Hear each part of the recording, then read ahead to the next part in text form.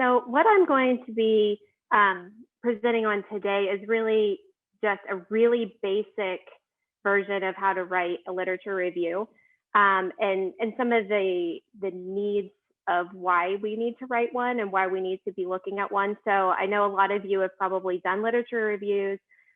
This is really geared at some of our practice-based research network members that maybe don't do this on a regular basis. And so that's why it's really dialed down just to what are the basics to starting a literature review. So first of all, just what is a literature review? Obviously, it's a summary of the subject field. A lot of times it has those supporting features on some of the research questions to really make that argument for what is needed and what's been done. And so how you collect a research or a literature review is really based on the topic itself, but can include a lot of different sources. Mostly people think about journal articles, but there's also books and other web resources that are available these days. So the question really is, why do we do them? And this is, again, is coming from members of our research teams that a lot of times include clinicians. So that's sort of the focus that I took today. So basically, it's just going to show that you have a solid understanding of the topic. So those questions could be, what do we already know as a community? What are the things that would be useful in any type of setting, primarily clinical setting for us, but in any type of other community setting? Also, we need to identify the gaps and needs in the information. So questions could be, what are the things that are still unknown that we talk about that would be useful, but those pieces that we're just not sure how they fit in to that topic. Learn about what frameworks can be used. And so frameworks is really just what types of projects have they done? Has it been something like a survey collection or something a little bit more hands-on? And what were those impacts that came out of that? What were the audiences that maybe got presented results to? And finding practical tools and methods that can maybe help you. So what has worked in the past, maybe what we know doesn't work, and what kind of information, again, has been used for a particular audience. We'll talk about that here a little bit more in just a second. So really the first step is finding relevant research. Google Scholar and other search engines are really good at being able to pinpoint some of the direction that you can take. There's also university-based systems that can also guide you in the same way that Google Scholar and some of the others can do. If you're not connected to a university and would like to be connected to some of those systems, you can let our staff know. Being a PBRN member, we can connect you to those resources and give you access from that membership.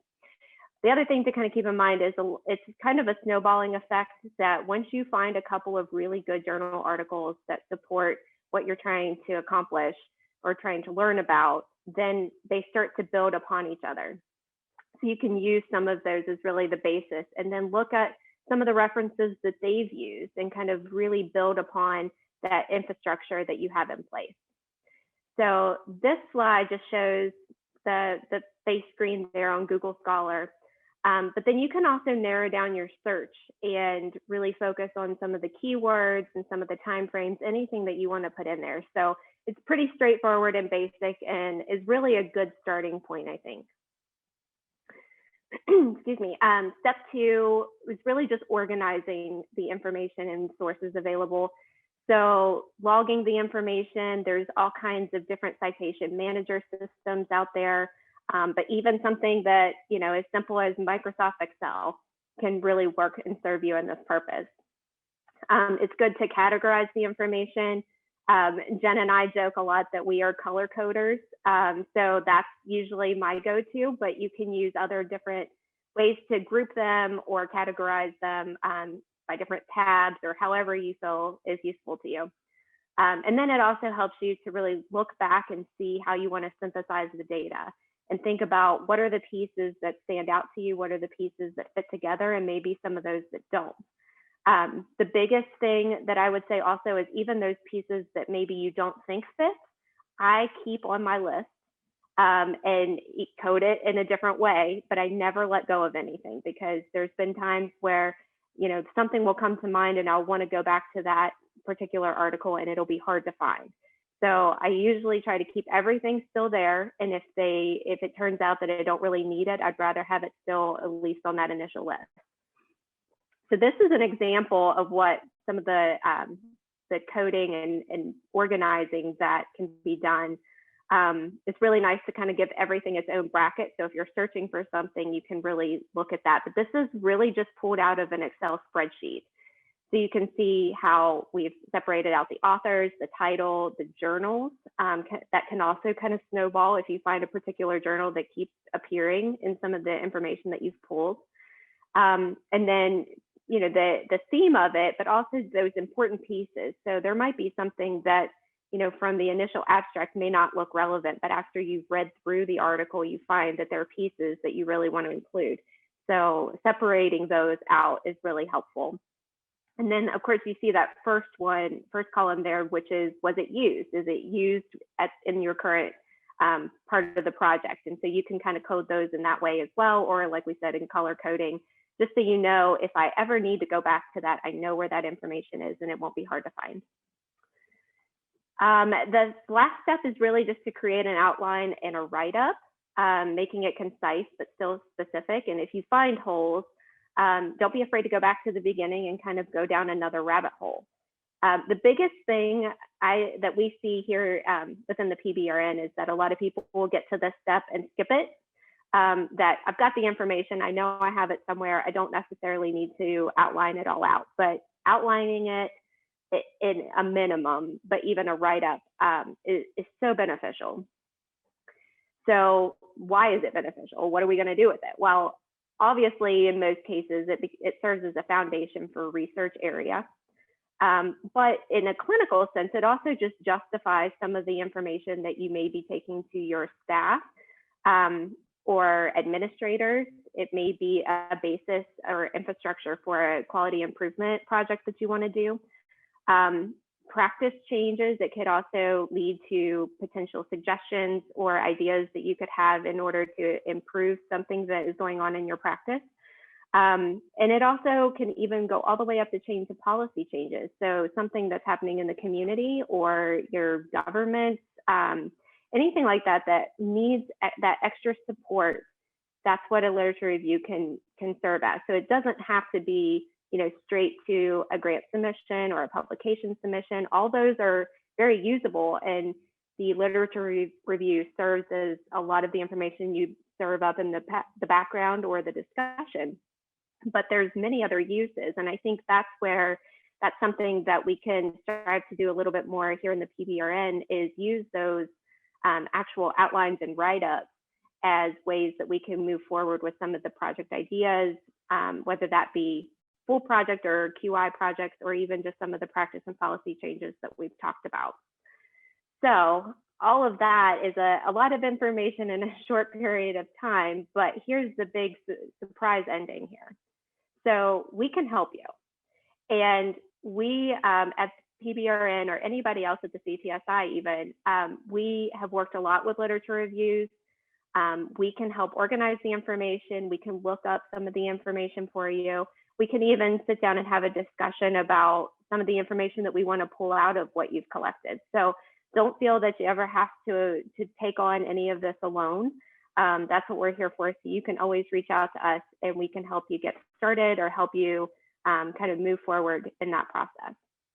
So I put the contact information for Jen and myself there, that, you know, feel free to reach out to us if you have questions about just the process, or whether you have questions specifically to, you know, starting your own. We're happy to help. So I hope that helps get some folks started. That was wonderful. Thank you so much, Stacey. Does anyone have any questions or feedback based upon that information? Can I make a comment? Absolutely. Yeah. Please. Okay. Has this very good job, and this really, I think, is very, very helpful for the, you know, the research, the new investigator. This is very important procedure for the medical research in general. So, but I want to just make people just understand there's another very relevant topic is people call meta-analysis. They are always put them together in real life, but it's not in publication.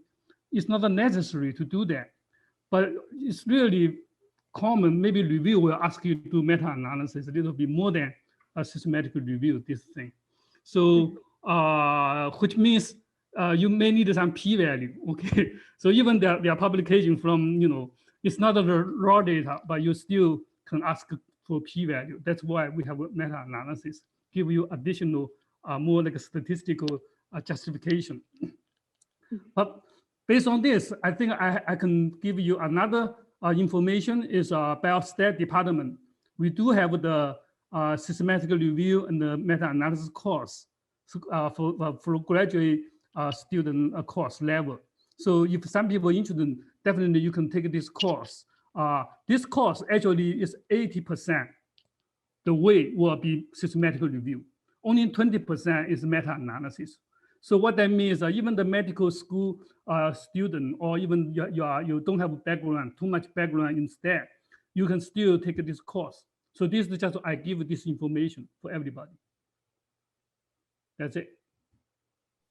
Thank you very much. I'll make a note of that, and that will be included in the recap follow-up that is sent out sometime next week. Mm-hmm. Does anybody else have anything to add or any questions for Stacy?